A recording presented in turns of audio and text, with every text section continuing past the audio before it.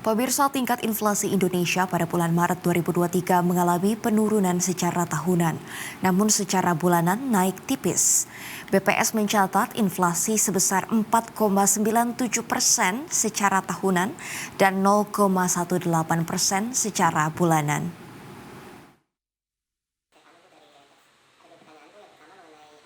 Badan Pusat Statistik BPS melaporkan inflasi Indonesia bulan Maret 2023 tercatat sebesar 4,97% secara tahunan, atau lebih rendah dibanding periode yang sama tahun lalu yang tercatat sebesar 5,47%. Sementara secara bulanan, inflasi tercatat sebesar 0,18% atau lebih tinggi dibanding bulan Februari sebesar 0,16%. Deputi Bidang Statistik Distribusi dan Jasa Puji Ismartini dalam konferensi pers hari Senin mengatakan, penyumbang inflasi terbesar adalah kelompok makanan, minuman, dan tembakau. Penyumbang inflasi bulanan terbesar pada Maret 2023 adalah kelompok makanan, minuman, dan tembakau. Selain itu, terdapat kelompok pengeluaran yang mengalami deflasi dengan deflasi terdalam pada kelompok perumahan, air, listrik, dan bahan bakar rumah tangga. Komoditas penyumbang inflasi secara mantuman terbesar diantaranya adalah angkutan udara, bensin, beras, cabai rawit, dan rokok kretek filter.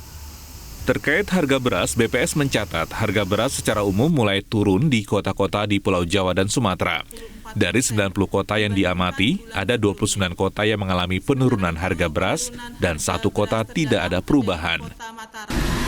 Secara umum, penurunan harga beras mulai banyak terjadi di kota-kota di Pulau Jawa dan Sumatera. Meskipun demikian, kota-kota di Pulau Kalimantan, Sulawesi, dan Nusa Tenggara Timur masih mengalami kenaikan harga beras. Dari 90 kota yang diamati, terdapat 29 kota yang telah mengalami penurunan harga beras, 1 kota tidak mengalami perubahan, dan 60 kota masih mengalami kenaikan harga beras. Kenaikan harga beras tertinggi tercatat di Luwuk dengan kenaikan sebesar 25,44% dibandingkan bulan sebelumnya.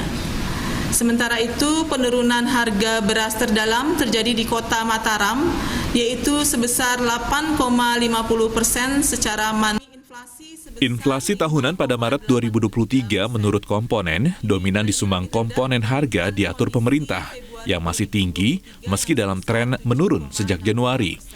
Komoditas yang dominan menyumbang inflasi dalam setahun terakhir adalah bensin, rokok kretek filter, tarif angkutan udara, bahan bakar rumah tangga, dan tarif angkutan dalam kota. Dari Jakarta, Insan Suwardi, Ade Permana, Media Group Network.